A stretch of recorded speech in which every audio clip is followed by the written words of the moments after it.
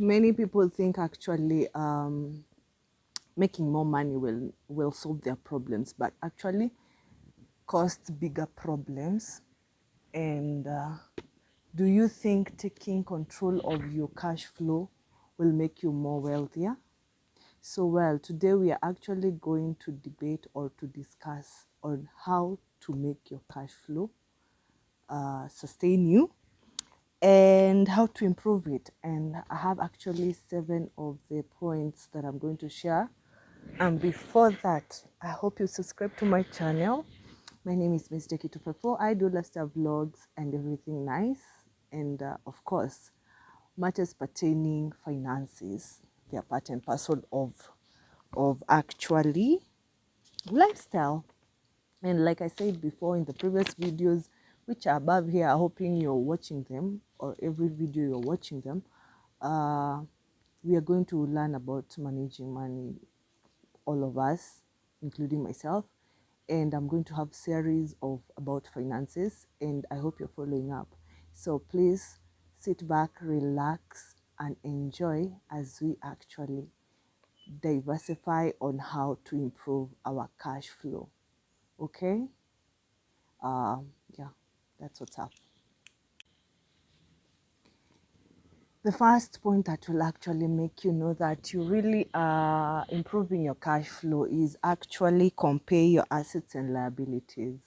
When you compare your assets and liabilities, it will help you determine the capacity actually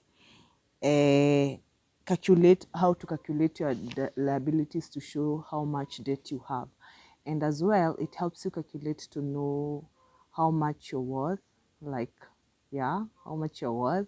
So when you compare your assets and liabilities, in terms of improving your cash flow, you'll be able to know how worth you are and the much you have in your life. So actually compare your assets and liabilities to improve your cash flow. The second one, this one applies to all of us, and it's quite huge, and it's going to be something you ought to think about. And it's know the good and the bad debt. Actually, originally there are two traditional ways of knowing your good and bad debt, but there's a third one which actually there's a third one that I added because this third one would include electricity bills, telephone bills, and other similar bills, often referred as expenses, which is very crazy, although those are old debts. So apart from knowing good and bad debts, you should know we usually have even the third one, and that is the one I've just spoken about, of debt that you have to pay day in, day out. And so since I broke the good debt and a bad debt, let me explain to you further on good debts. Good debts is that debt that someone pays for you. So for example, the good debt that someone pays for you is a mortgage. Mortgage, you see, you'll be paid for by the bank. It's a good debt. It's a good debt that you later on pay. But the bad debt is what you still owe someone. You still owe your car. You still owe help. You know, help or school debt or student loan is actually a bad debt, because this is what you still owe someone and you haven't it, and you haven't paid it. And you know, the more you have this debt, the longer it takes to dig into yourself from the hole, because this is accrued debt that actually continue multiplying and adding up. So like I said, school loan debts, as much as you're adding yourself education, it's not a good debt. It's among the bad debts. So whenever you hear somebody telling you I have a bad debt, like your car is also a bad debt, because every time you have to fuel, every time you have to service, you see, takes back to you, number two actually takes us back to number one, how to compare your liabilities and assets. I'm going very fast because I told you I'm going to be doing this series up oftenly, and I'm going to be doing a lot of them. So I need to help you on how to improve your cash flow before we go on how to secure cash flow. So number 3, balance your expenses and savings. Most people cannot get ahead financially because they have bills to pay every month. Do you know that? So if you don't balance your expenses and savings, that is like putting aside. In yesterday's video when I was talking about budget, I actually told you how to put aside your paycheck every month, and you'll be able to know that this percentage of money you put in a fixed account, probably to make sure that in an investment account which you'll be able to take when you are ready to invest, because if every month you have like a capacity, on the way I said on the budget video, you have actually like 20k per month, you need to pay your rent, you need to do a lot of things with that money. Maybe you have school fees to pay for kids, which is a bad debt. You have a car to service and all that. You need to literally balance your expenses and savings. So that's how you know how to improve your cash flow. Number 4, I'm going very fast because these are things that if you watch the previous video, you'll keep on understanding. So continue watching the videos that are up here so that you get to understand. Number 4 is develop a budget. When you don't develop a budget, you see the way I'm telling you, these things are hand in hand. Because is that extra cash burning a hole in your pocket? That extra cash you have, you don't have to stay with it. You can budget it for better days by maybe however, to keep a spending track, to establish a budget. You have to actually establish a budget of your monthly budget, weekly budget, daily budget. Do you know that? So because if you have extra money, it doesn't really necessarily mean that you overspend it. You don't have to. Number 5 is use your savings. This will improve your cash flow, by the way. And how am I going to use how are you going to use your saving? You have stashed away a ton of cash in your bank account and you are revolving debt on your credit card. It's time to pay off those credits, those debts you have. Maybe you have a loan for what? A loan for a cow. Those people buy a loan. You can buy a cow with a loan. And you have savings somewhere. Instead of this loan to continue increasing interest and all that, why don't you use the saving debts? I mean your savings to clear that debt. It will improve your cash flow. For example, this cow has been bringing money for milk. It is going to sustain itself compared to that money of milk you're paying for the loan. If you have savings somewhere, take that savings and pay these cow debts and continue enjoying the money that the cow is giving you through its produce. So that's what's up. Number 6, trim the fat. What do I mean by trim the fat?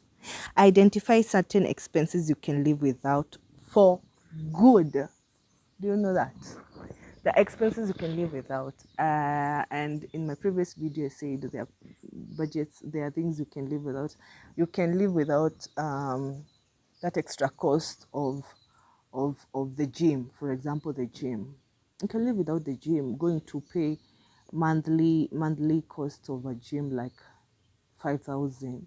You can create a room in your house that is going to be a gym and just get to utilize the room in your house compared to that 2,500 or 5,000 that you're taking to the gym, which mark you don't regularly go to that gym or you don't utilize that money. So trimming the expenses is actually trimming the fat is actually identifying certain expenses you can live without for good. Establish an emergency fund that equals about 3 months worth of basic expenses, still upon that trimming the fat. you usually, most of the people, yes, account their money very well and know where the money is supposed to go to. But there are these miscellaneous kind of, I can call it miscellaneous, because for example, I usually say if you're earning like 70,000, or no, let me say 150,000, and your budget of your household play around what, around 100,000, yeah, that 50,000 you can actually be saving for 3 months for a rainy day, so that anytime anything, you don't have to scream out, because nobody usually know about tomorrow, nobody knows what next, nobody knows of an emergency would pop up, so that you can be able to, at least when you're asking for a helping hand or you're going to your credit manager, at least you have, in Kikuyu we say nyumia. In Kikuyu we usually call it nyumia, like you have some extra kind somewhere. So yeah, trim the fat of using it. Number 7, I'm giving them fancy names because I know you will be wondering what I mean with this. Kick the habit. Your personal motivational and goal setting can help you cure overspending. So if you have a habit, kick the habit of saving or something, because if you have a habit knowing that when you go out with your friends, maybe in a club, maybe for a vacation, you had sworn to yourself, you had sworn to yourself you're just literally going to use maybe a maximum of your spending on funny things, maybe 50,000, and you went there and overspent. You spent like 150 G's. I mean, you don't have to. There are habits you need to just kick off overspending. If you really don't need it, if it's not a matter of life and death, you can do without, and it's going to help your cash flow. Because to be honest, if that extra 100 G's, because if the budget was 50,000 to be spent and you have spent another extra 100 G's, if that 100 G's would have gone to something else, maybe invested on something, on chicken, on a farm, on something, it will have accrued more money compared to the time you decide to blow it up with unnecessary things. So yeah, that's what I mean by kick the habit of, like, it's not of importance. And I'm going to continue with giving you these tips. We are going to tackle next time about securing cash flow. And please make sure to be commenting and subscribing to my channel, and actually leave a suggestion of what you think or how do you do it. Don't keep information, comment, watch the rest of the videos above on this series on finances, and tell me what you think. And these are just basic things that normally look very little, but they really come a long way if you think about them.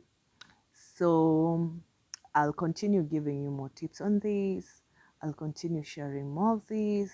And please, please, please, please, please comment, like, share, and subscribe. I love you guys so much. And God bless you. And take care of your money. And the money will take care of you. Otherwise, if you don't take care of the money, you'll be singing in Kenya. We usually say serikali saidia, so which is not even helping at the moment. So yeah, I'm going to leave you with that. Kick off those bad habits that are not helping your pockets, or they're bringing holes in your pocket. With no much further ado, it's a goodbye for now. Make sure to subscribe, like, share, and before I forget, I am Miss Jackie 244 along or across board all my social media handles. That is Twitter, which is actually nowadays known as X, Instagram, Facebook, and yours truly, YouTube. Oh, and TikTok. Yeah, get interactive in my socials. Till next time, God bless you. I love you so much, guys. Mwah.